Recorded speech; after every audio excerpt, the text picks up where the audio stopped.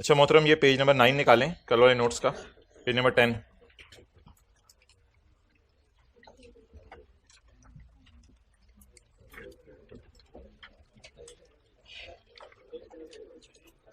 Okay. अच्छा जी, कल वाले नोट्स का पेज नंबर 10 निकालने, ये साथ ने बोलते रहने, इसकी टेंशन ना लें आप लोग। पेज नंबर 10 पे हमने पढ़ा था कि कल जो पढ़ा था उसको छोड़ें, अब कर लें बातें जो भी करनी है। इधर ये एसी चला दें भाई आके। सवाल मोहतरम ये है, पहले एसी चला दें। सवाल मोहतरम ये है कि पार्लियामेंट के दो हाउसेज हैं, एक हाउस है सेनेट और एक हाउस है नेशनल असेंबली। तो पहली बात तो ये है कि दोनों हाउसेस का दफ्तर अलग होगा, उनका दफ्तर एक नहीं होगा। Each house shall have a separate दफ्तर, दोनों हाउसेस का दफ्तर अलग होगा। पहली बात ये हो गई। दूसरी बात, नौकरियां दोनों हाउसेस की कॉमन दी जा सकती हैं। मिसाल के तौर पे एक इंजीनियर सुबह 2 बजे तक दोपहर सेनेट में होता है, 2 बजे के बाद जो है वो नेशनल असेंबली में चला जाए। कोई ऐसी क्रिटिकल पोस्ट है तो वो दोनों जगह कॉमन दी जा सकती है।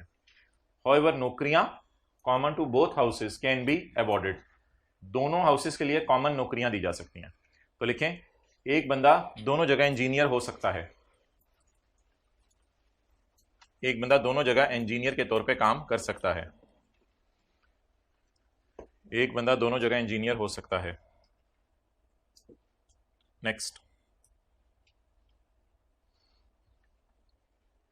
अब सवाल यह है कि अब्दुल्ला कुछ कॉपीज ला दें, 10-15 कॉपीज लें।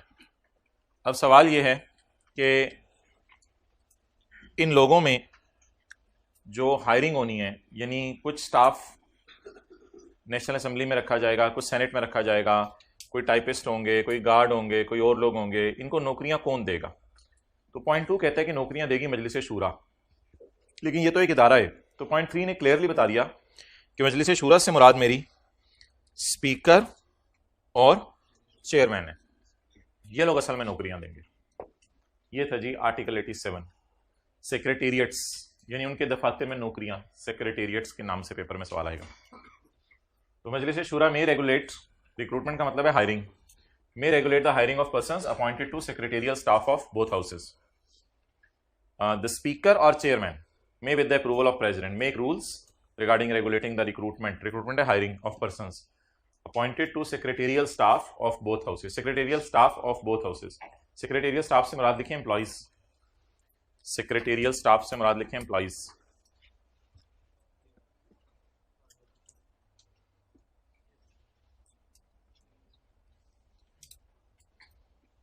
Okay.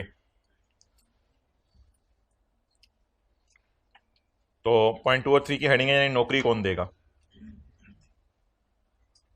Finance committee, finance committee constitute कैसे होगी, यानी बनेगी कैसे।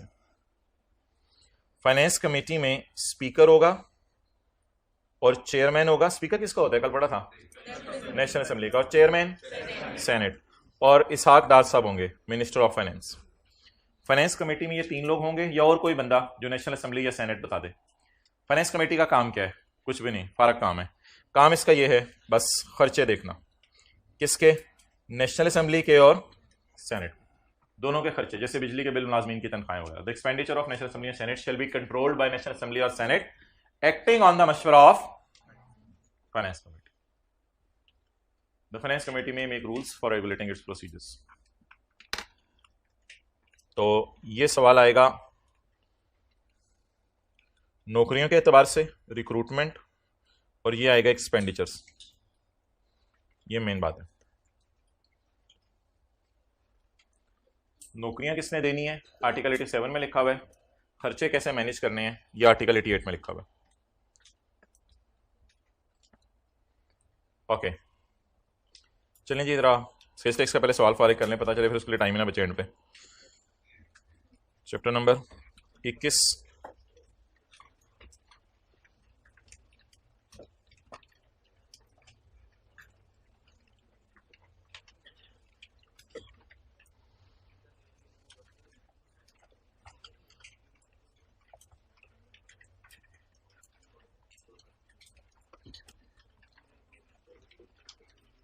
Okay, let's start.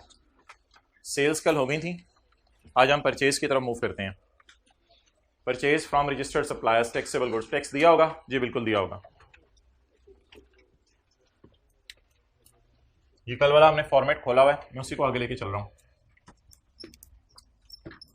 Purchase of raw material है, रॉ मटेरियल अब लिखा हुआ है, नहीं लिखा हुआ, बस ठीक है। परचेजेस रजिस्टर्ड सप्लायर से कितने की चीजें जी? 3000। इसको अंदर वाले कॉलम में लिख लेते हैं। नेक्स्ट, टेकिंग मटेरियल टैक्सेबल है और रजिस्टर्ड बंदे से खरीदा, रजिस्टर्ड बंदे से खरीदा है और चीजें भी टैक्सेबल हैं, तो 17% पे किया होगा। इट इज ऐसी अच्छे वाले, हम घर में बैठे होते हैं, घर वाले परेशान हो जाते हैं। Taxable packing material from registered supplier for taxable sale, for, लेकिन अभी इसकी टेंशन ना लें किस सेल के लिए है, अभी बस ये समझे कि ये वर्किंग 2.1 में डालना है।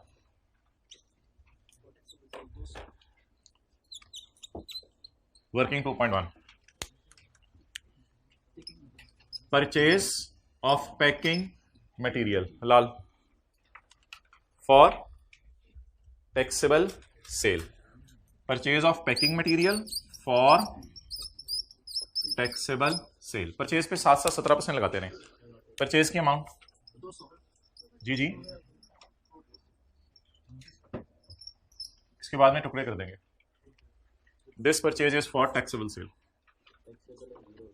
टैक्सेबल सेल से मुराद होगा, अगर सवाल साइलेंट है, taxable at 17, taxable at 0, unless के टैक्सेबल के साथ ब्रैकेट में कोई लोकल या इस तरह का लफ्ज़ लिखते हैं।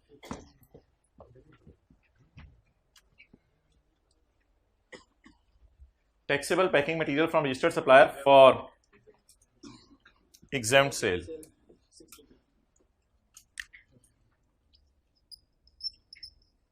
मैंने जगह छोड़ी है पोर्शनमेंट के लिए। Purchase of packing material for exempt sale जी, हाँ जी, 3 इंटू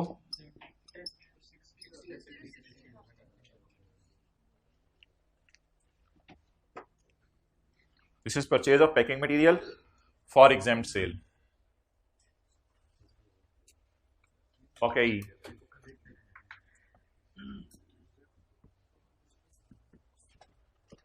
exempt goods, तो हमें डीओजी ने काटा कि हम टैक्स दें। आगे गुड्स तो टैक्सेबल हैं, लेकिन खरीदी किससे हैं, तो इन दोनों को इग्नोर करें, 70 और 95 को।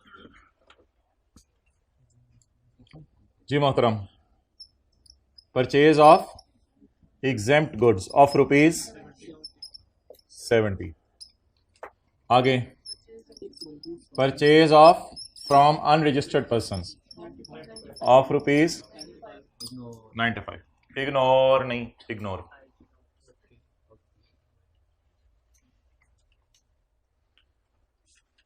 लब पे आती है दुआ बन के तमन्ना मेरी।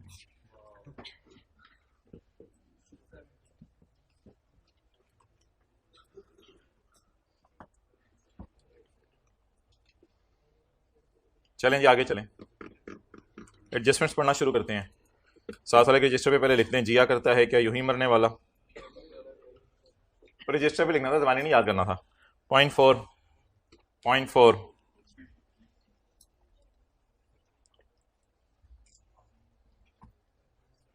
मरने के लिए जी रहे हैं या जीने के लिए मरे जा रहे हैं?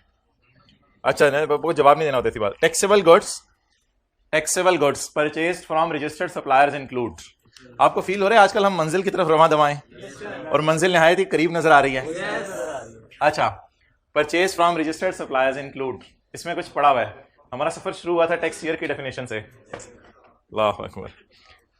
Taxable goods purchase from registered, रोना नहीं, taxable goods purchase from registered suppliers include a new electronic cash register of 2 lakh, जो कि इस्तेमाल होना शुरू हो गया है। भाई अगर इलेक्ट्रॉनिक कैश रजिस्टर को इधर पड़ा रहने दिया तो ये फिर इस नॉर्मल 90% के रिस्ट्रिक्शन से गुजर जाएगा। तो इसको मशीन की तरह आपने डील करना है, और इनपुट मशीन का और ECR इलेक्ट्रॉनिक कैश रजिस्टर का अलग से आया करेगा। तो इसको निकालें इधर से, कितने 200, और इस पर लाल इसको बना दें, काली लाल नहीं, इसको लाल बनाना है। इनपुट मशीन या इलेक्ट्रॉनिक कैश रजिस्टर जी, परचेज पे साथ साथ 17% लगाते रहें। सर लाल से तो आप खुद ही पढ़ना। अच्छा जी, वैसे कैसा गुजरा कल का दिन? एंजॉय किया आपने छुट्टी? Enjoyed a lot guys, I wish मैं भी छुट्टी कभी। अच्छा, दूसरा बुलेट मारें जी। Taxable goods purchase from registered supplier include office equipment 50,000 का जो वेयरहाउस के लिए खरीदा है, और एसी 30,000 का जो ऑफिस के लिए खरीदा है। तो लिखें it is fixed asset but not a plant. ये फिक्स्ड एसेट है लेकिन प्लांट नहीं है, तो इसलिए इसकी परचेज डेड हो जाएगी। तो फिक्स्ड एसेट सिर्फ कौन से की परचेज रिकॉर्ड होती है? मशीन की और इलेक्ट्रॉनिक कैश रजिस्टर की। ओके, कटें -50 और -30 परचेज ऑफिस नहीं, ऑफिस इक्विपमेंट ऑफ ₹50। तुम जो बोलोगे मैं तुम्हारी बात का उल्टा बोलूंगा। Purchase of AC of ₹। आप लोग रिलैक्स रहें, आप लोग रिलैक्स रहें, आप लोग रिलैक्स रहें। टिक लगाने साथ, हाइब्रिड में जगह तो लेट जाएं।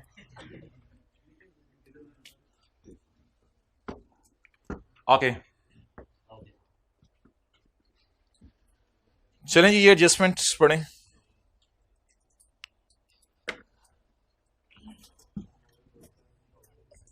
हाँ, नोट्स दे दो इनको जिस चीज को चाहिए। हाथ खड़ा रखे उन चीज से जिनके पास नोट्स नहीं है चैप्टर 2 के। ये 3 स्टूडेंट्स को दे दो, इधर भी 2 हैं। सासा इनसे पूछते भी रहो कल के नहीं आए। ओके, अगली एडजस्टमेंट पढ़ें जी। अगली एडजस्टमेंट पढ़ें जी, इधर फर्स्ट रो में भी दे दो। अब दूसरी क्लास में जाके पूछ लो, और तीसरी तो आपकी अपनी ही क्लास है, उसकी तो टेंशन नहीं है मुझे। अल्लाह अकबर, लेट आने। अच्छा मोहतरम, परचेजेस में इंक्लूड है 30,000 की purchase of packing of raw material. Raw material हमने परचेज किया है। उधर बांट दो फिर सफा, फिर मैं अगली बात करता हूँ।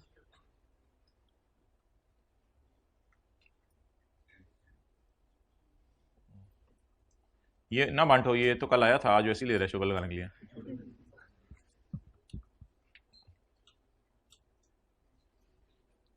और कोई रह गया उधर? चलो ठीक है, चलो जी, तीसरी तो आपकी अपनी क्लास है।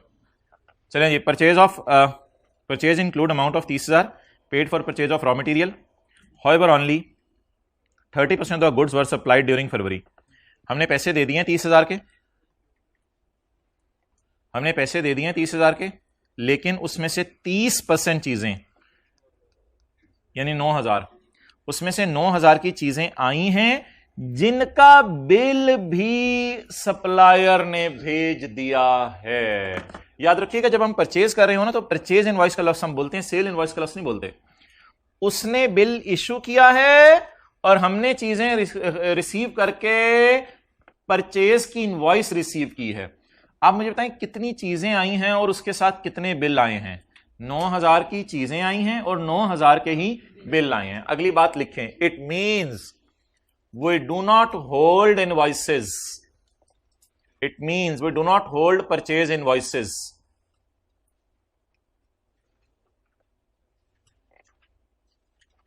Of ₹21,000. It means we do not hold purchase invoices of ₹21,000. जी मोहतरम, 21,000 की परचेजेस की इनवॉइस हमारे पास नहीं आई। कितनों की आ गई है वैसे इनवॉइस? आपको कुछ लग रहा है, फील हो रहा है? कहते हैं कि 30% चीजें आई हैं और साथ ही उनकी इनवॉइसेस भी आई हैं। इससे इंप्लाइड मतलब क्या निकलेगा कि 70% चीजों की इनवॉइसेस अभी तक। भाईजान, सेल के लिए इनवॉइस जरूरी नहीं होती, बस सेल के लिए बस चीजें चले जाए काफी हैं। परचेज के लिए लॉ मेकर बड़ा कंजूस है। परचेज के लिए चीजें आना भी जरूरी है, साथ इनवॉइस आना भी जरूरी है। अब परचेज में इनवॉइस तो आई नहीं, अब क्या करें? परचेज को रिकॉर्ड करें या उतनी परचेज को फिलहाल डिले कर दें जब तक के बिल ना आए, फिर अगले महीने में डिले कर दें, डेड कर दें, जो मर्जी समझ लें। डेड तो नहीं करना, डिले ही कर दें, बेहतर है। तो अगले महीने फिर कभी इस परचेज को रिकॉर्ड कर लेंगे। फिलहाल मुझे बताएं हमारी परचेज में कितनी परचेज पड़ी है? 30। उसमें से कितने की इनवॉइसेज हैं हमारे पास? इसका मतलब है जेन्युइन परचेज है 9 और पड़ी कितनी है? 30। अब नेट से एंट्री कर लें, शायद ऐसी एडजस्टमेंट से नेट भी चल जाए, कोई मसला नहीं, बेहतर है आप अलग अलग कर दें। सोल्यूशन में मैंने किताब में जहां कहीं ये पास पेपर का सवाल आया हुआ नेट से एंट्री की हुई है। बेहतर है हम अपने नॉर्मल तरीके से चलते हैं, नेट से एंट्री नहीं करते। परचेजेस में कितनी परचेज पड़ी है? 30। उसमें से कितनों की इनवॉइस आ गई है? कितनों की इनवॉइस नहीं आई? 21 की। तो ऐसा करते हैं 30 की परचेज पड़ी है उसे निकाल देते हैं -30 और रिकॉर्ड कर दें purchase for which invoice is received. लिखें purchase for which invoice is received, ऐसी परचेज जिसकी इनवॉइस आ गई है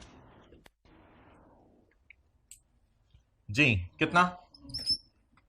30 इंटू 30%, कितना आ गया? 9000। परचेज पे 7 कितने रुपए आ गया? 2 रुपए। 1.5 आ रहे ना, 2 रुपए कर दें इसको। Purchase for which invoice is received, section 7 लिख लें साथ, सेक्शन 7 का 1, सेक्शन 7 के 1 में लिखा हुआ है। भाईजान लेट आ रहे हो यार, बैठो भाई, तुमने तो परेशान ही कर दिया हमें।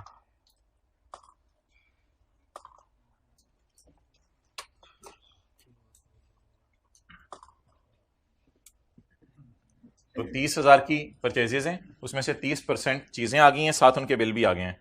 तो कितने परसेंट चीजें और बिल नहीं आए? 70%।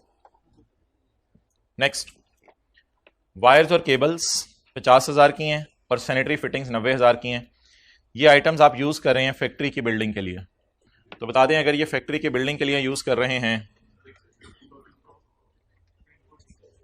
सेक्शन 8 में हमने पढ़ा था पेज 458 पर के goods used in movable property such as paint, electric wires, cables, but goods acquired for sale. लेकिन अगर ये सेल के लिए लिए तो फिर और बात है। तो जाके देखें, ये हमने सेल के लिए नहीं ली, बल्कि ये हमने ली हैं फैक्ट्री बिल्डिंग के अंदर इस्तेमाल करने के लिए। तो फिर इस परचेज को क्या कर दें? डेड कर दें। लेकिन पड़ी हुई है तो फिर माइनस करना जरूरी होगा। जी बोलें। -50 -90। Purchase of wires of rupees, purchase of sanitary fittings of rupees 90। निकाल दिए। इसको प्रोटोकॉल देने के लिए अलग से इसको डाल शो करते हैं।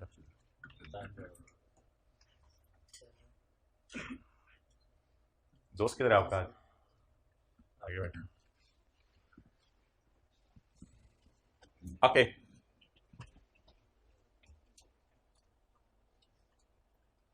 अगला बुलेट पढ़ें जी। Export include sale of taxable goods of ₹20,000 to a retailer in export processing zone. हॉर्न फ्री जोन का मतलब क्या होता है? हॉर्न फ्री जोन जहां पे हॉर्न बजाने की इजाजत। तो जोन का मतलब होता है इलाका। जोन का मतलब होता है इलाका। डेंजर जोन,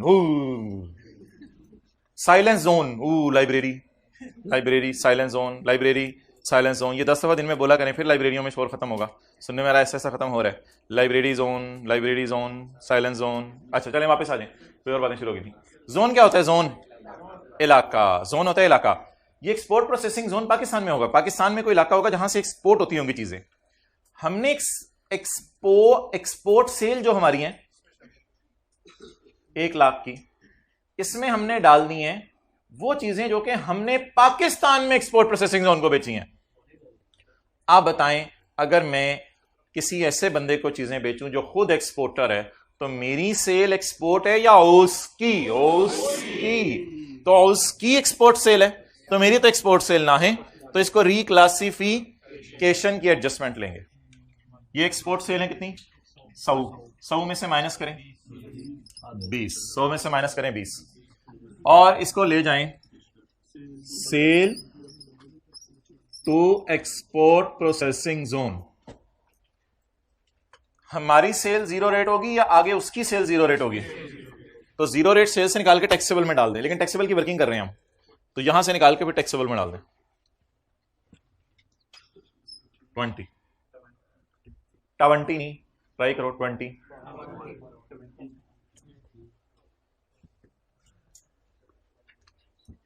.6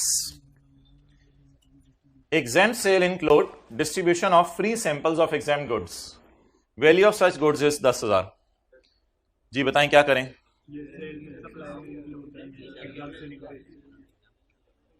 अच्छा चले मुझे ये बताएं कि होंडा एटलस कार अगर बेच रही है गाड़ियां तो 100 गाड़ियां बेची, यार उधर ही ना रहा करें, जो बात हो रही हो वो सुना करें, फिर इसी तरह से अंडरस्टैंडिंग नहीं होती आप लोगों की चीजों में।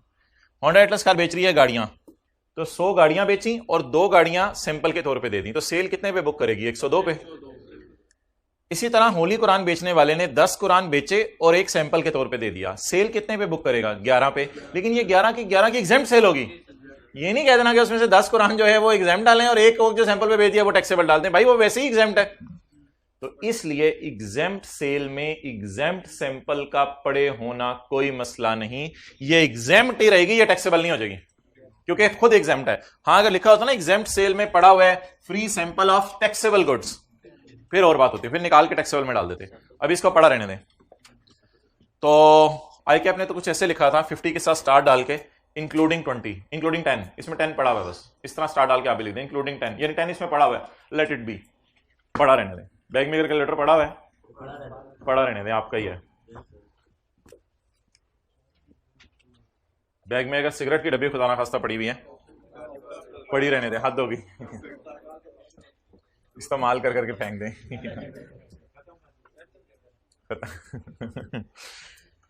Okay, VII। अच्छे बोले हम घर में बैठे हुए थे, VII, a machine costing 50,000 is imported for use in exempt sale, for machine used in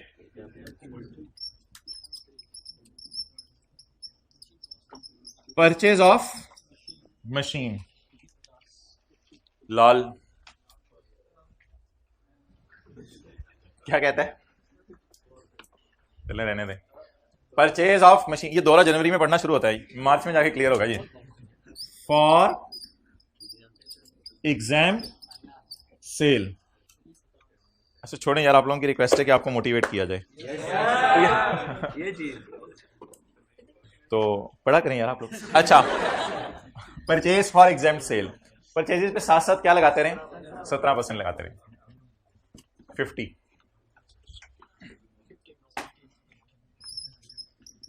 into 17%, 9।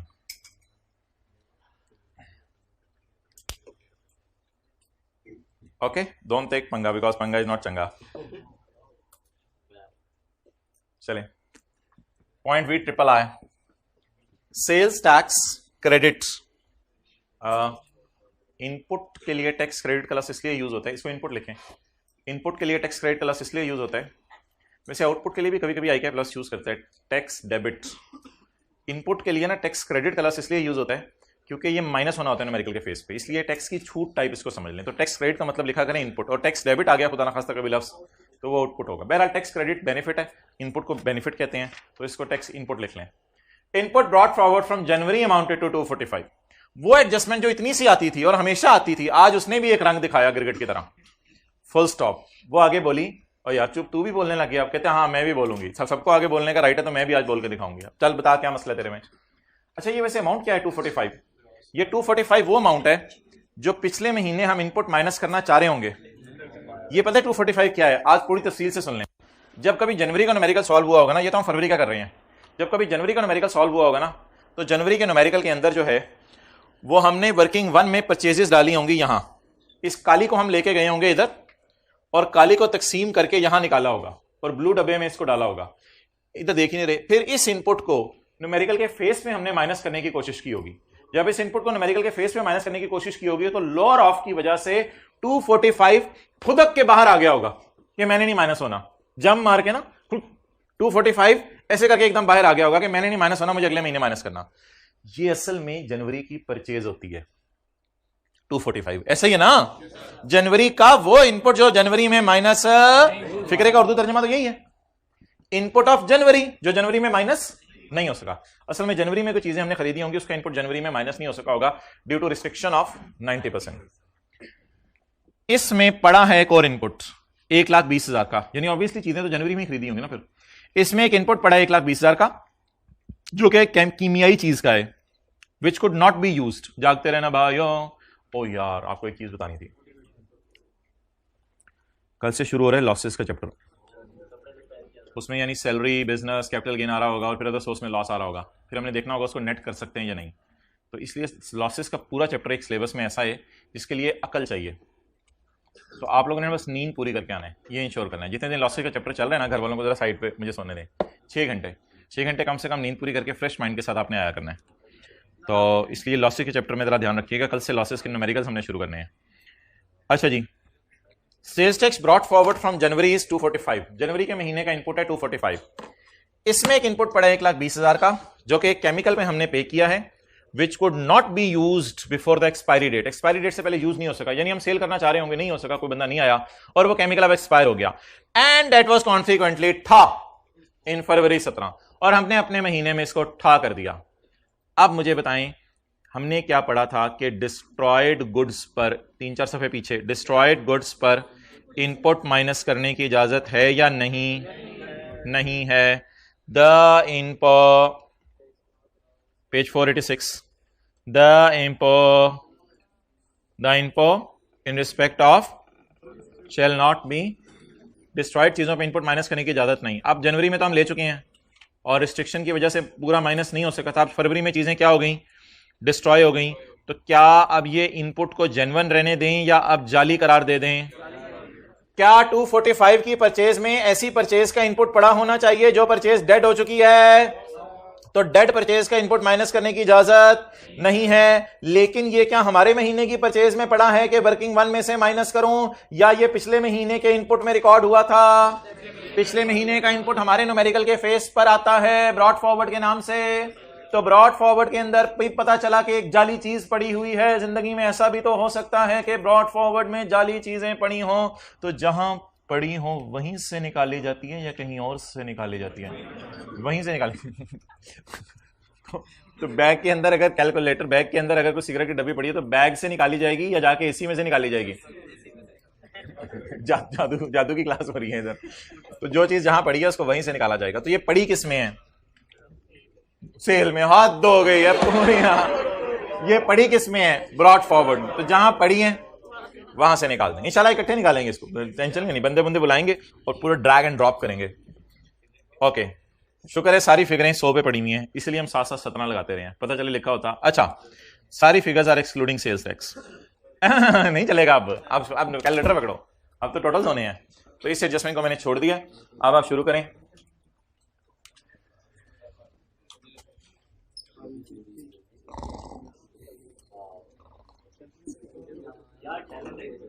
भाई फिकर बता। एग्जेम्प्ट गुड्स में उसने कहा था एग्जेम्प्ट सैंपल पड़े हैं। तो जब एग्जेम्प्ट सैंपल का एग्जेम्प्ट सेल में पड़े होना कोई मसले की बात नहीं है। 1260।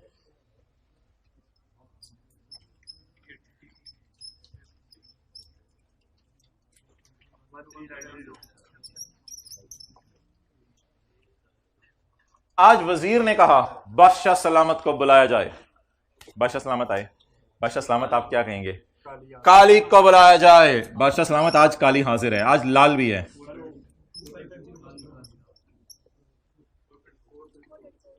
$434।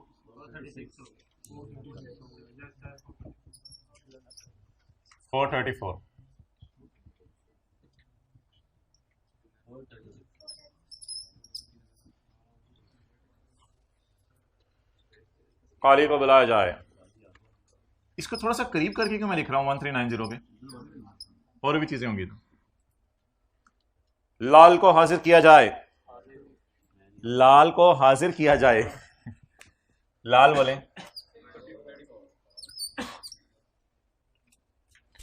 बादशाह सलामत अब आप जाएं, टोटे टोटे करना हमारे जिम्मे, सही टोटे करना, वरना फिर आपको पता है पोर्शनमेंट अगर सही ना करें तो वो पनिशेबल है। बादशाह ये प्रोविजन हमें भूल गई हुई है, और ये प्रोविजन, ये जो है पोर्शनमेंट, ये प्रोविजनल है। साल के एंड पे एक फाइनल एडजस्टमेंट होगी। बादशाह सलामत प्लीज ऐसी बातें ना करें, हमने रिवाइज नहीं किया हुआ। अच्छा, कितने लोगों को पता चल गई ये बात? ये एडजस्टमेंट प्रोविजनल है, एक फाइनल एडजस्टमेंट होगी साल के आखिर में, ठीक है? जो सबसे आखिरी चैप्टर में सबसे आखिरी लाइन हमने पढ़ी थी, वो लाइन पढ़ते हुए मैंने बहुत रोना था कि ये पूरी किताब की आखिरी लाइन है, प्रोविजनल और फाइनल एडजस्टमेंट, लेकिन उस वक्त रोना मुझे भूल गया, किसी दिन अलग से रोएंगे। अच्छा अभी रो लें। Page 436 436 divided by 1390 multiplied by 1260। 436 divide by 1390 multiplied by 80 60। Electronic cash register के साथ कोई लिखा हुआ है फॉर, तो इसको सब में डाल दें फिर। 9 क्या होता है? 34 डिवाइडेड बाय 1390 ज़रब 1260।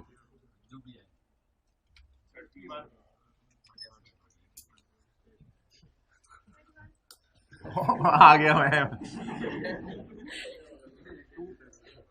अब किसी ने कमेंट्स में कहा था कि मोहतरमा हमें भी कहा करें, मोहतरमा आ गया हुआ है। अब कोई मोहतरम जो है वो ये बता दे कि ये ठीक है, राय को रिस्पेक्ट दिया करें जी। 2 1। चलें जी, इनको तोते तोते तोते तोते करें। तुम्हें तोते करना आवे? कैलकुलेटर पत्रो ऑन तो बटन दबाओ। 34 लिखो, इस तरह ढीला छोड़ो और ये उंगलियां तैयार रखो। 2, ये वाली 2 बंद करो, अंगूठा साथ मिलाओ, ये 2 छोड़ दो, आवाज निकालो मुंह से जो मैंने की थी। टैक्सेबल और 0 रेट ट्राई करो दोबारा। ये 3 उंगलियां बंद करो, अंगूठा साथ मिलाओ, 2 छोड़ दो। 1260 रेटी में।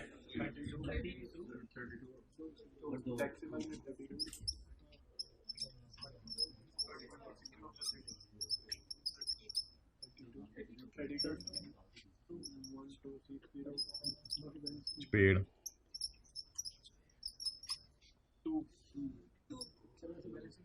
वैसे बैलेंसिंग आ सकती है, वैसे क्या ऐसे भी आ सकती है, मुझे पता तुम्हें तोते करना आवे। अच्छा जी, आप जी यहां से शुरू कर दें, फिगर्स को लिखना, फिगर्स को लिखना शुरू कर दें। This purchase of packing material is for 32। Purchase of packing material, इस तरह हाथ छोड़ 4 उंगलियां बंद करो, अंगूठे से गैदर करो, एक उंगली ढीली छोड़, तुमने बोला ऐसा। अच्छा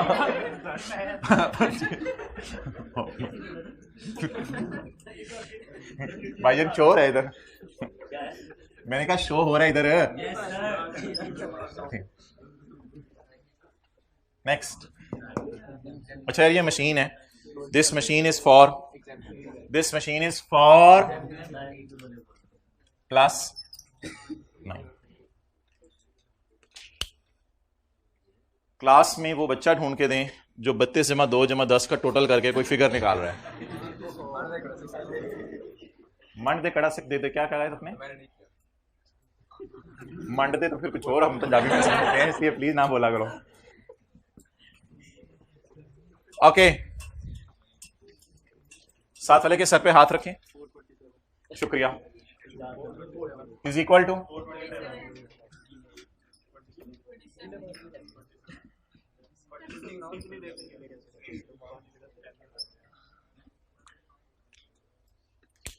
आप खड़े हो जाएं आज और रिफंड बताएं, जो रिफंड एप्लीकेशन जमा कराने के 45 दिन के अंदर अंदर जो है वो इनको मिल जाए, उस रिफंड पे उंगली रखें। अब अच्छा लगे,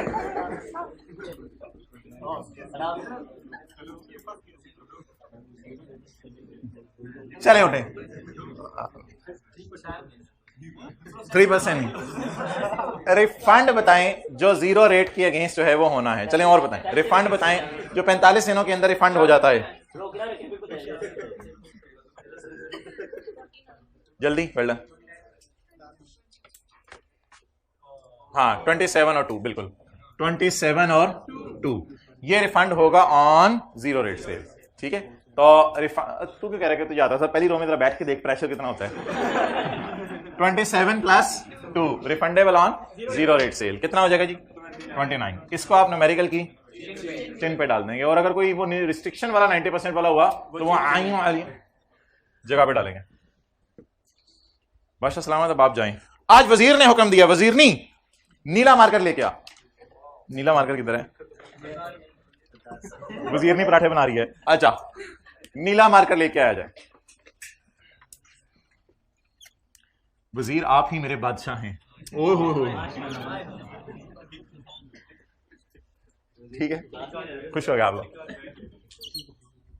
टिक्का आखिरी क्लास में टिक्का बना रही है। भाईजान टिक्के का मतलब कोई और होता है, खुदा के लिए सोच के बोला कर चीजें।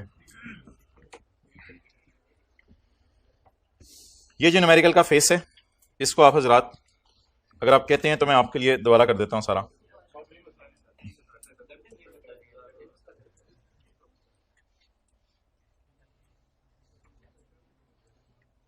यार सारा ही चला गया, चलो जान दो जी। आप फेस पे आ जाए, शुक्र है आपने बता दिया, वरना हम तो पहुंचे हुए थे कहीं। अच्छा जी, न्यूमेरिकल की चेंज से शुरू करें। ये किसी दिन टाइम निकाल के आए, कोई रात 7 बजे से लेकर 11-12 बजे तक तो आप जागे रहे होते हैं। किसी दिन टाइम निकाल के आए, ऐसे कॉलेज के बाहर से लोग गुजरे तो उनको लगे यार अंदर देखो कितना पढ़ रहे हैं। Refund on 0 rate sale 27 + 2 29। खुला टाइम निकाल के आए किसी दिन, ये आपको पड़ी होती है जाने की, अगले टीचर बुला रहे हैं। 27 + 2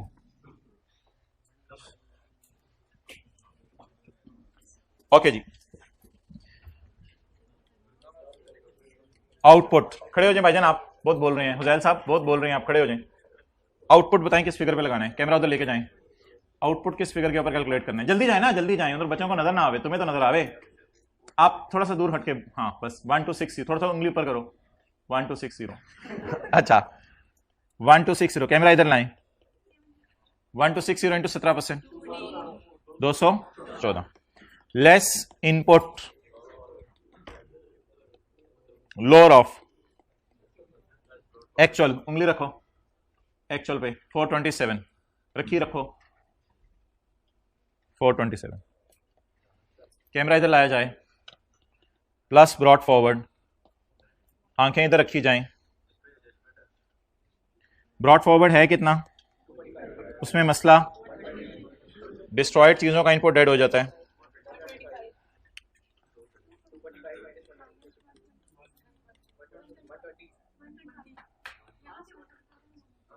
जहां वहां नहीं पता अभी, जहां पेन है। अच्छा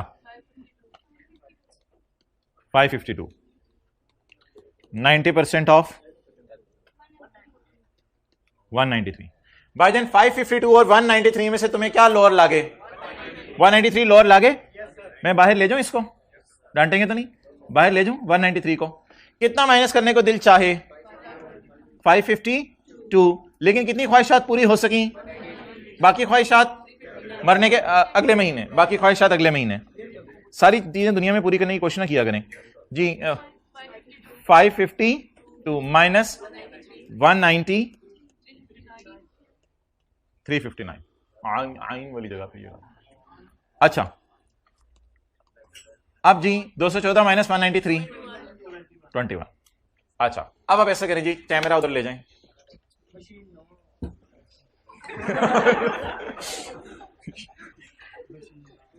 एक होते हैं आफ्टर शॉक, एक होते हैं बिफोर शॉक। अच्छा भाईजान इनपुट मशीन के ऊपर उंगली रखी जाए 31। वेल डन, उंगली वापस इधर आए।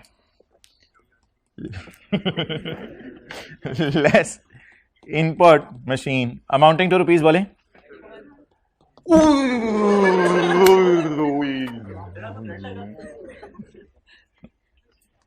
तुमने लगाया। अच्छा तो अब बोले भाईजान ये क्या है?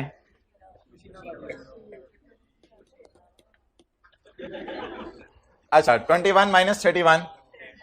आ गए आप लोग तो यार, घर से कैलकुलेशन करके लाते हैं। 10 इसके साथ लिखें sales tax to be carried forward 10। अब मुझे जगह बनाने दें। Add 3% of sale to unregistered. टक टक टक टक टक था। चलें जी, टिकू पे उंगली रखें। सेल टू अनरजिस्टर्ड, कैमरा उधर करें, कैमरा सेल टू अनरजिस्टर्ड। मुझे तो नजर ना आवे, कैमरा तो नहीं था ना इधर, ठीक है चलो आप ले आओ। अच्छा जी, तो सेल टू अनरजिस्टर्ड बच्चों कितनी है? 0। बगैर पूछे ही भाईजान तुम नस गए हो।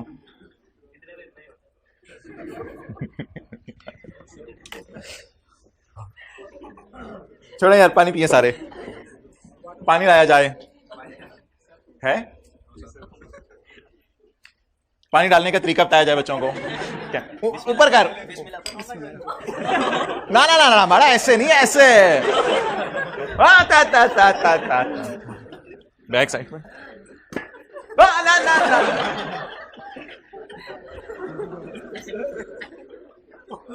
पीछे का पीछे।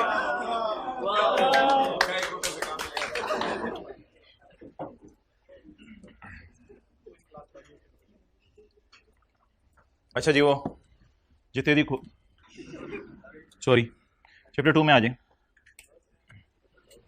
बस क्या शो देखने आए हुए थे? अच्छा अपने नंबर ना बोला कर तू, चल बोल। पिक्चर फेस की इसकी अलग फेस यार, तूने अजीब बातें शुरू कर दी हैं फिर। जब बोल पूछे।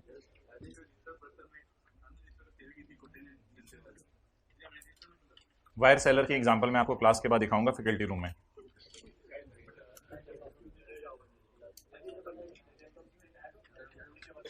ये 31 अगर अगले महीने माइनस करना हुआ तो फिर अगले महीने के इनपुट मशीन के साथ यहीं पे माइनस करेंगे।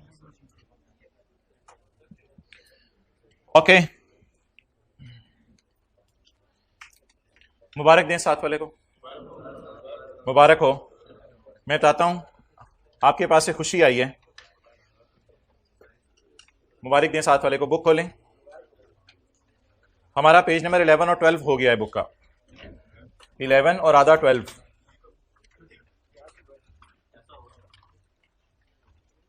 जफियां क्लास के बाद में डाल लीजिएगा। 11 और आधा 12 हमारा हो गया। अब मैं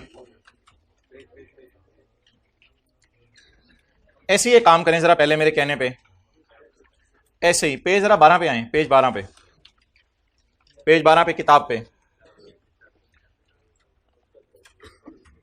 इस्लामाबाद में अगर मजलिस शूरा है तो हर सूबे में सूबाई असम्बली है। पेज नंबर 12 के मिड में हूं मैं, पेज नंबर 12 के मिड में हूं मैं। अगर इस्लामाबाद में प्रेसिडेंट है तो हर सूबे में गवर्नर है। अगर इस्लामाबाद में फेडरल गवर्नमेंट है तो हर सूबे में, अगर इस्लामाबाद में प्राइम मिनिस्टर है तो फिर हर सूबे में, अगर इस्लामाबाद में नेशनल असेंबली है तो फिर हर सूबे में प्रोविंशियल असेंबली है। डन। अब ये सारा रेपिटेशन है, ये मैं आपके सामने खोलने लगा हूं। पेज नंबर 9 और 7 मैं आपके सामने खोलूंगा थोड़ी देर बाद, पेज नंबर 11। लेकिन अभी सब्र कर जाएं। पेज नंबर 9 की हेडिंग्स क्या थी? एफसीएफ की बास्केट में क्या आएगा और पीएएफ की बास्केट में क्या आएगा। फिर था इनकी कस्टडी किनके पास होगी। फिर था फेडरल गवर्नमेंट शैल ले बिफोर द नेशनल असेंबली। फिर थे एफसीएफ की बास्केट खोल के जो पेमेंट्स करनी है। फिर था एनुअल बजट स्टेटमेंट के बारे में कि उसमें कुछ चीज़ों में डिस्कशन होगी लेकिन वोटिंग नहीं होगी। फिर था ऑथेंटिकेशन, यानी पीएम साहब के साइन आने हैं, फिर ऑथेंटिकेशन था। फिर था ज़रूरत पड़ने पे सप्लीमेंट्री और एक्सेस ग्रांट। और फिर था अगर पीएम मौजूद नहीं है तो नेशनल असेंबली साइन कर दे, और अगर नेशनल असेंबली नहीं है तो फेडरल गवर्नमेंट अगर फौज के हाथ में है तो फौज साइन कर दे। लेकिन फौज का लफ्ज़ नहीं लिख के आना, हालात बड़े अच्छा, जो लफ्ज़ यहां लिखा हुआ है मतलब वही लिख के आना है। ये सारा पेज 9 वाले की हेडिंग है फेडरल फाइनेंशियल प्रोसीजर्स, और पेज 11 की हेडिंग है प्रोविंशियल फाइनेंशियल प्रोसीजर्स। उधर हेडिंग है एफसीएफ, फेडरल की जगह प्रोविंशियल। इधर हेडिंग है पीसीएफ। उधर है पब्लिक अकाउंट ऑफ फेडरेशन, इधर है पब्लिक अकाउंट ऑफ प्रोविंस, सूबे की बात है। उधर है सुप्रीम कोर्ट, इधर है, बल्कि जो लफ्ज़ चेंज है ना उनको मैंने अंडरलाइन कर दिया हुआ है। आप अगर पेज नंबर 11 पे देखें ना तो मैंने कुछ लफ्ज़ अंडरलाइन किए हुए हैं, ये वो लफ्ज़ हैं जो उससे चेंज है। उधर है फेडरल गवर्नमेंट, तो इधर है, तो अगले की हेडिंग कस्टडी, कस्टडी। इधर है फेडरल और मजलिस शूरा, इधर है प्रोविंशियल और प्रोविंशियल, उधर है प्रेसिडेंट तो इधर है गवर्नर, उधर है ले बिफोर नेशनल असेंबली, इधर है ले बिफोर प्रोविंशियल असेंबली, उधर है एक्सपेंसेस चार्ज अपॉन एफसीएफ, इधर है expenses charge upon PCF, provincial consolidated fund. Attentive रहे पता नहीं क्या करें।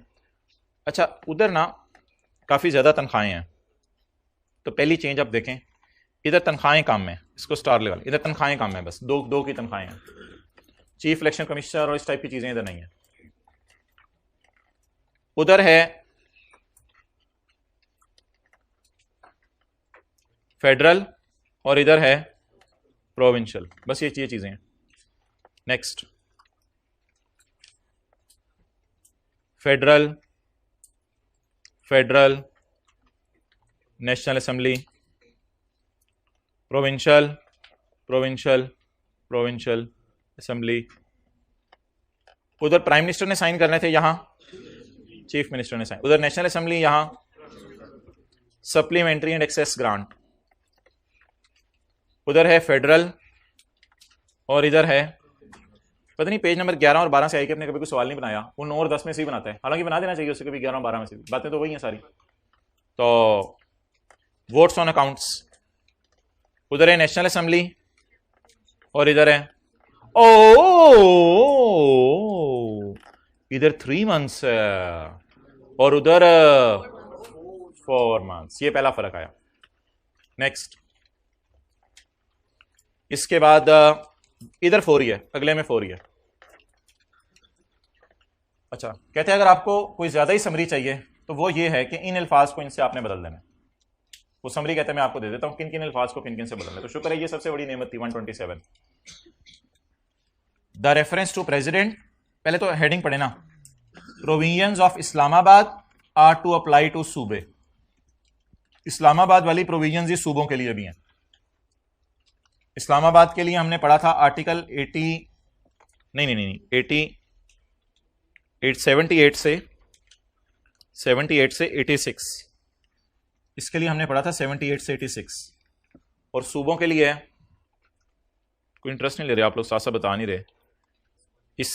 इसमें है 118 से लेके 126। बाकी सारी बातें वही हैं। तो जैसे मिसाल के तौर पे reference to president shall be read as reference to governor, federal government के रेफरेंस की बजाय प्रोविंशियल गवर्नमेंट, ये सब कुछ हो गया। अच्छा जी, अब हमारा एक मेन सेक्शन है आज आर्टिकल, दैट इज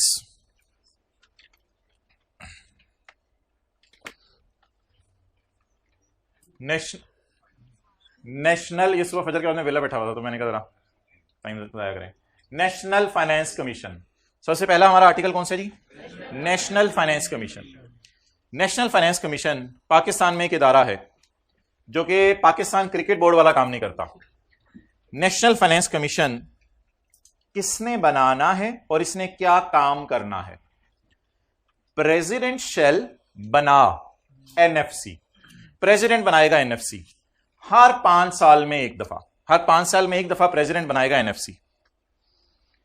एनएफसी का मेन काम आपको बताने लगा हूं, बाकी काम बाद में। ड्यूटीज, एंड पे तस्वीर कहना, ड्यूटीज ऑफ एनएफसी वेबसाइट पे अपलोड कर दूंगा। ड्यूटीज ऑफ एनएफसी, एनएफसी की सबसे बड़ी ड्यूटी है कि वो सूबों के दरमियान और फेडरल गवर्नमेंट के दरमियान पैसे बांटे। यानी जो टैक्स इकट्ठा हुआ है अरबों रुपया, उसमें से कितना इस्लामाबाद में फेडरल गवर्नमेंट को दे दें, कितना पंजाब को दे दें, कितना सिंध को दे दें, कितना बलोचिस्तान को दे दें। और ये बहुत बड़ा काम है जो एनएफसी ने करना होता है। ड्यूटीज ऑफ एनएफसी, सबसे बड़ी ड्यूटी मैं पढ़ देता हूं, बाकी बाद में। सजेस्ट करेगी बांटना of tax receipts, tax receipts का बांटना सजेस्ट करेगा एनएफसी। सजेशन के बाद प्रेसिडेंट का ऑर्डर आएगा। प्रेसिडेंट के ऑर्डर में 3 बातें लिखी होंगी। नंबर 1, कितने पैसे किस सूबे को देने हैं? पैसे डायरेक्ट सूबे को देने हैं, दरमियान में कोई बंदा डालेंगे तो मसला है। जब पैसे एफसीएफ की बास्केट से निकल के सूबे के पास चले गए तो वापस नहीं मांगने सूबे से। तो प्रेसिडेंट के ऑर्डर में कितनी बातें लिखी होंगी? 3। नंबर 1, कितने पैसे देने हैं। नंबर 2, सिर्फ सूबे को डायरेक्टली देने हैं। और नंबर 3, भाई ना उठ के जाया करो बीच में। और नंबर 3, ये पैसे सूबे से वापस नहीं मांगने। On the basis of suggestion देगा एनएफसी। प्रेसिडेंट क्या करेगा? प्रेसिडेंट बताएगा किस सूबे को कितने पैसे एलोकेट होने हैं।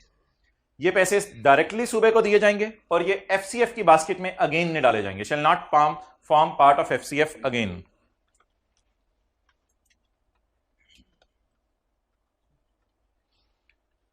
Recommendation shall be laid before, be मैं कर दूंगा इसको, recommendation shall be laid before both houses.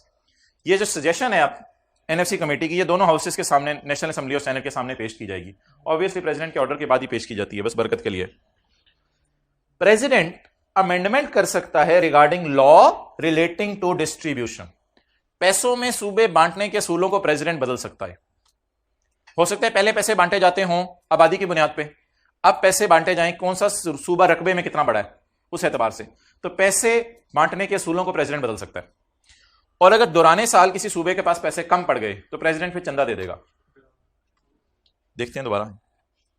President में मेक चंदा, प्रेसिडेंट में मेक चंदा इन नीड ऑफ, जरूरत की सूरत में प्रेसिडेंट चंदा दे देगा, चंदा।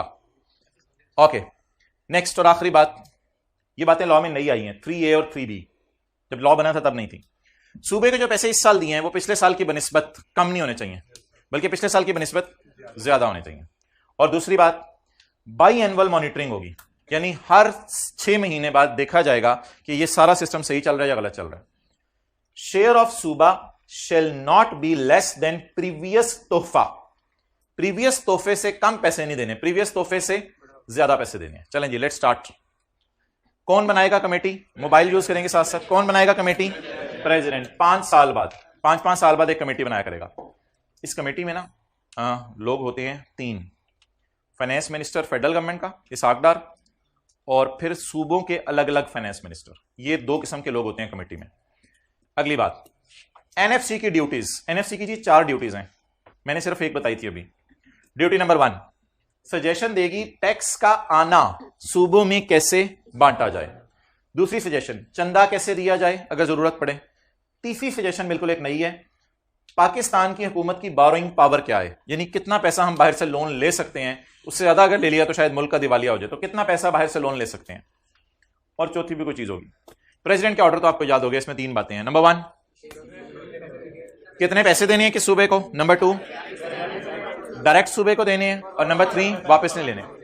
नेक्स्ट, सजेशंस बोथ हाउसेस के सामने ले बिफोर कर दी जाएंगी। प्रेसिडेंट अगर चाहे तो इन रूल्स में क्या कर सकता है, अमेंडमेंट्स कर सकता है। साल के दौरान चंदा देने की जरूरत पड़े तो प्रेसिडेंट बताएगा। इस साल जो सूबे को पैसे दिए गए हैं वो पिछले साल की बनिस्बत, और बाई एनुअल क्या होगी, मॉनिटरिंग होगी। नहीं, सूबों और फेडरल गवर्नमेंट के दरमियान निकाल लें जी, कल जो नोट्स बांटे थे उनका पेज नंबर 12।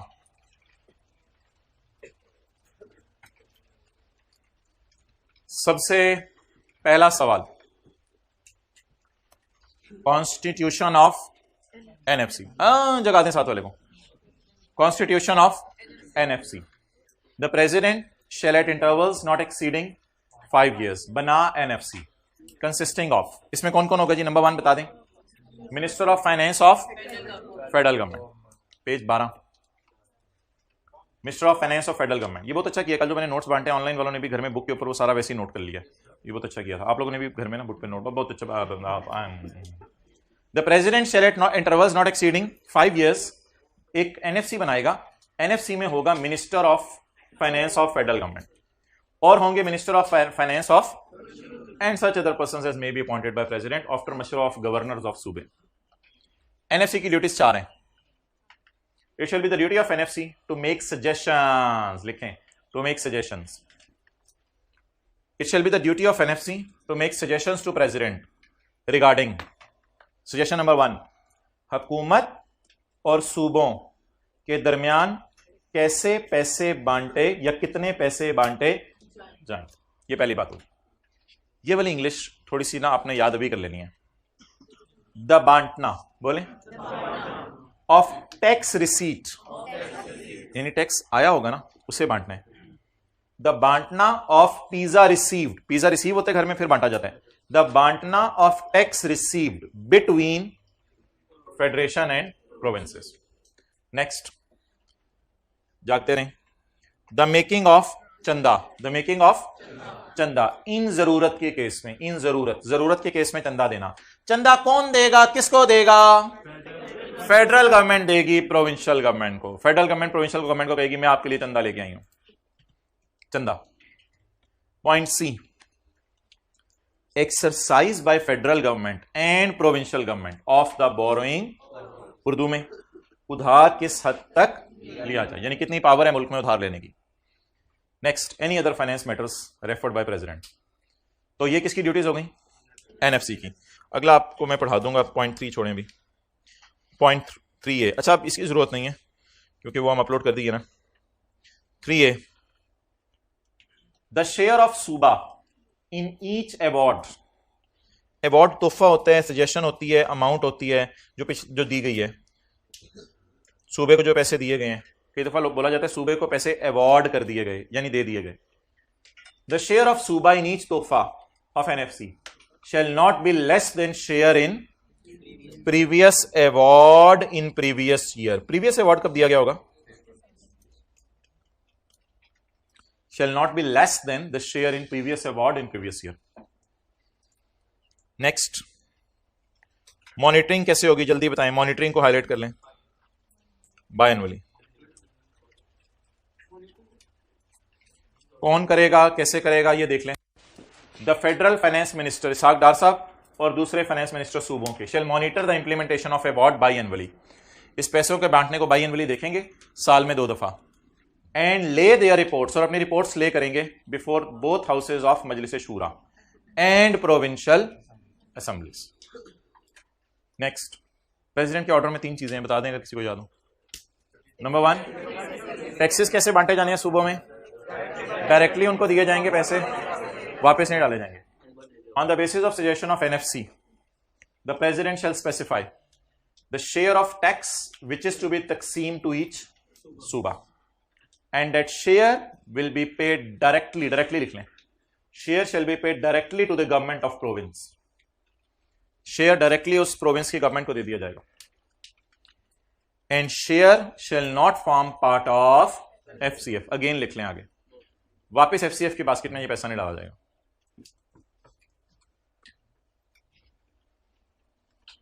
आगे क्या था प्रेसिडेंट के ऑर्डर के बाद? Recommendation shall be laid before,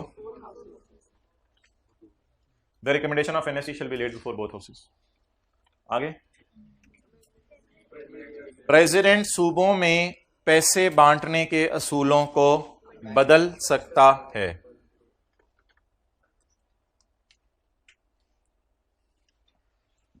Before any order, the president may make such amendments in the law relating to बांटना ऑफ रेवेन्यू।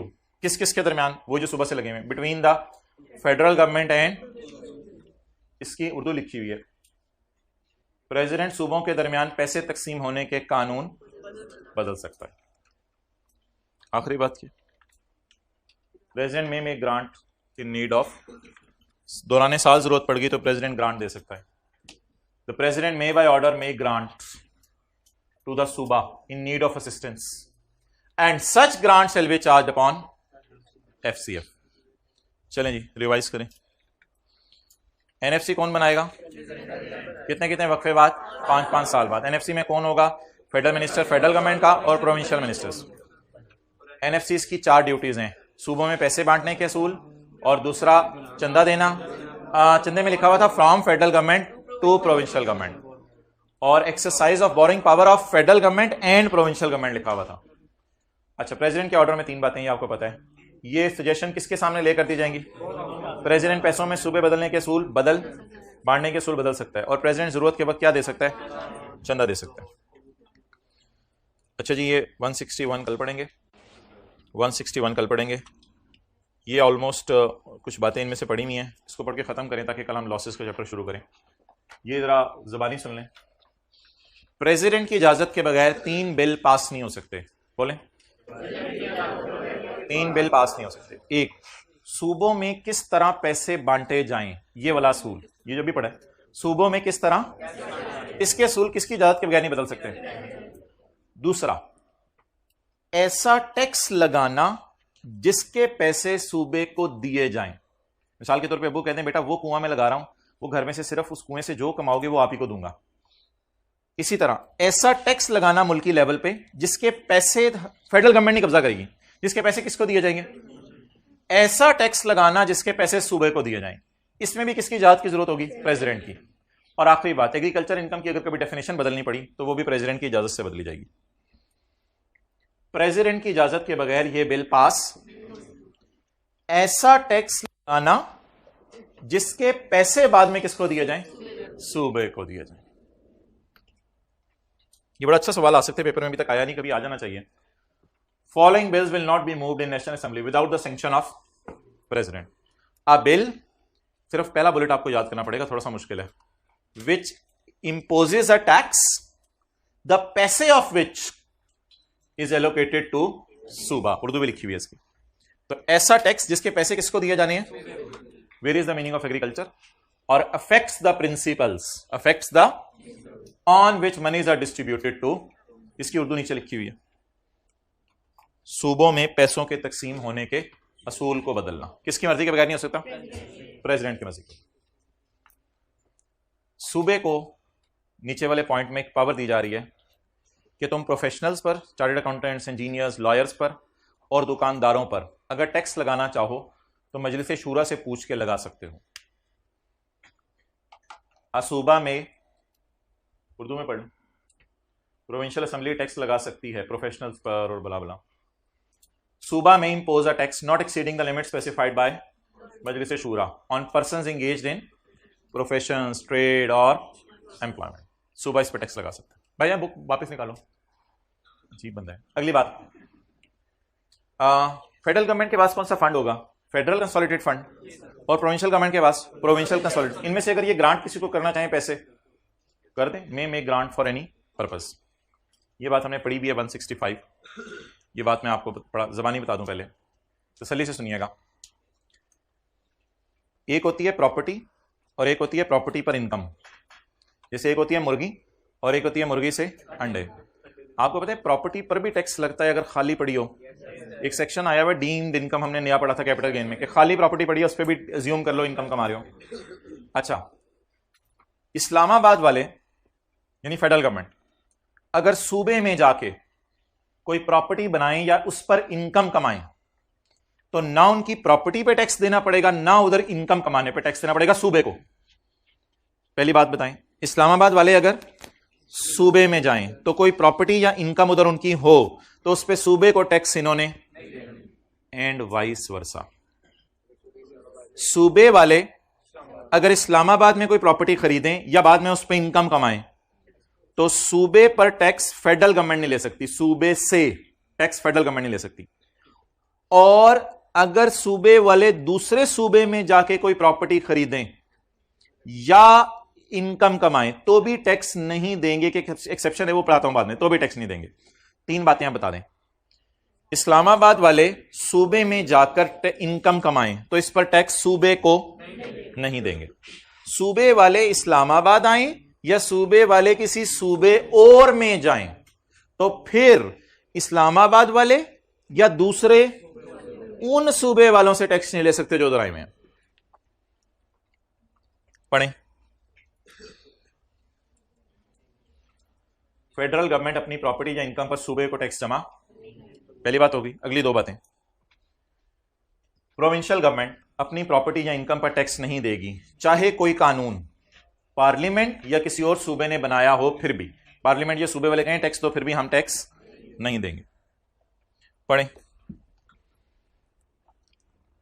इस्लामाबाद वालों ने टैक्स नहीं देना अपनी मुर्गी पर या अंडों पर। किसको नहीं देना, सूबे को। सिमिलरली आगे लिखा होना चाहिए था, आगे लिखा होना चाहिए था सिमिलरली सूबे ने टैक्स नहीं देना, अंग्रेजी तो वही है जो ऊपर लिखी हुई है। सिमिलरली सूबे ने टैक्स अपनी प्रॉपर्टी पर या अपनी, अंडर द हुक्म ऑफ इस्लामाबाद और अंडर द हुक्म of provincial assembly of other सूबा। लेकिन ये तो हो गई property income, capital gain income, इस टाइप की। हमने एक इनकम पढ़ी थी एग्जेम्पशंस के चैप्टर में कि अगर एक सूबा दूसरे सूबे में जाके बिजनेस शुरू कर दे तो फिर दूसरे सूबे वाले टैक्स मांग सकते हैं। if a business is carried on by a suba outside suba, if a business is carried on by a outside suba, that income may be taxed by Islamabad और by other सूबा। सूबे वाले इस्लामाबाद में जाके business करें या सूबे वाले किसी और सूबे में बिजनेस करें, इनको क्या देना पड़ेगा? टैक्स देना पड़ेगा। एक और एक्सेप्शन पॉइंट 3 में, सर्विसेज पर फीस कोई भी ले सकता है, यानी मशवरा फीस, सूबे वाले दूसरों को मशवरा दें तो इसके फीस ले सकते हैं। However, fees for services can be imposed by anyone. Fees for services can be imposed by anyone. We are very lucky. 3 minute बच गए हैं तो सारा रिवाइज करें आज वाला। कौन सा वाला? 2 या 3? 2 में ये है, 2 में अभी रिवाइज करा देता हूँ, रिवाइज कराने में आ जाएगा। अच्छा भाई एक बात सुनिएगा, आज हमने एक और कमेटी भी बनाई थी सुबह सुबह न्यूमेरिकल से पहले। That is not National Finance Commission, that is a very छोटी सी committee, that is called as finance committee. ये हमने बनाई थी पेज नंबर 10 पर, ये हमने बनाई थी पेज नंबर 10 पर। अच्छा पहले तो आप रिवाइज करें जो न्यूमेरिकल से पहले हमने पढ़ा। मजलिस शूरा यानी पार्लियामेंट में नौकरियां कौन देगा? मजलिस शूरा खुद, असल में बैकएंड पे स्पीकर और चेयरमैन होंगे। ये तो हो गया नौकरी देना। नौकरी के बाद तनख्वाह भी तो देनी है, तो तनख्वाह वाले सफे पे भी साइन करने हैं किसी ने। ये प्लीज इधर देखें। अब नौकरी देने के बाद तनख्वाह देना अगला काम है। इसके लिए ना एक कमेटी बनेगी छोटी सी, इसमें आप ऐसा करो फाइनेंस कमेटी में चेयरमैन रख लो, स्पीकर रख लो और सिर्फ इसहाकडार को रख लो। इसमें सूबों के मिनिस्टर नहीं आएंगे। इन तीनों लोगों को रख के कमेटी बनाओ और इनको छोटा सा काम दे दो कि इस्लामाबाद में जो सेनेट और नेशनल असेंबली का दफ्तर है ना, उनके मुलाजमीन को तनख्वाहें दे दिया करेंगे लोग। तो ये छोटी सी कमेटी थी फाइनेंस कमेटी। इसका क्या है? मेरे ख्याल से दूसरी लाइन में इसकी फॉर्मेशन है, कैसे बनेगी, और पहली लाइन में इसकी ड्यूटीज हैं। ड्यूटीज भी क्या है? एक ही ड्यूटी है। उधर तो फॉर्मेशन भी लंबी है, ड्यूटीज भी काफी ज्यादा लिखी हुई है। तो ये छोटी सी कमेटी है फाइनेंस कमेटी। एनएफसी बड़ी कमेटी है और इसको बनाएगा कौन? प्रेसिडेंट। इसकी ड्यूटीज होंगी 4, वो आपको पता है।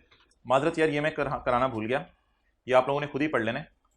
पार्लियामेंट जो टैक्स रेज कर सकती है वो इन चीज़ों पे कर सकती है, ये काट दें, ये याद करिएगा, कल पढ़ा दूंगा। पार्लियामेंट जो टैक्सेस रेज कर सकती है, जो टैक्स मांग सकती है लोगों से, ये कल पढ़ा दूंगा। अच्छा इसको मेरे ख्याल से रिवाइज करने की जरूरत नहीं, क्योंकि एनएफसी काफ़ी रिवाइज हो गई है,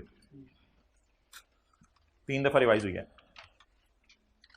चलें जी, प्रेसिडेंट की इजाज़त के बगैर 3 बिल पास नहीं हो सकते। नंबर 1, ऐसा टैक्स जिसके पैसे सूबे को जाने हैं। दूसरा, एग्रीकल्चर इनकम की डेफिनेशन। तीसरा, सूबों में पैसे बांटने के बुनियादी असूल बदलना। सूबे वाले 3 लोगों पे टैक्स लगा सकते हैं। नंबर 1, प्रोफेशंस, ट्रेड, बोलें ट्रेड और एम्प्लॉयमेंट। सूबे वाले 3 लोगों पे टैक्स लगा सकते हैं। चंदा कोई भी किसी को दे सकता है। फेडरल गवर्नमेंट सूबे को टैक्स नहीं देगी, सूबा फेडरल गवर्नमेंट को या किसी और प्रोविंशियल गवर्नमेंट को टैक्स। अगर बिजनेस करे कोई सूबा दूसरे सूबे में, दैट इनकम में बी टैक्स्ड बाय इस्लामाबाद और बाय दूसरा सूबा। ये सिर्फ बिजनेस इनकम एक्सेप्शन है, कैपिटल गेन प्रॉपर्टी की रिलैक्सेशन अवेलेबल है। और अगर कोई दूसरे को सर्विसेज दे दे तो इसकी भी फीस मांग सकता है। ठीक है जी, ओवर।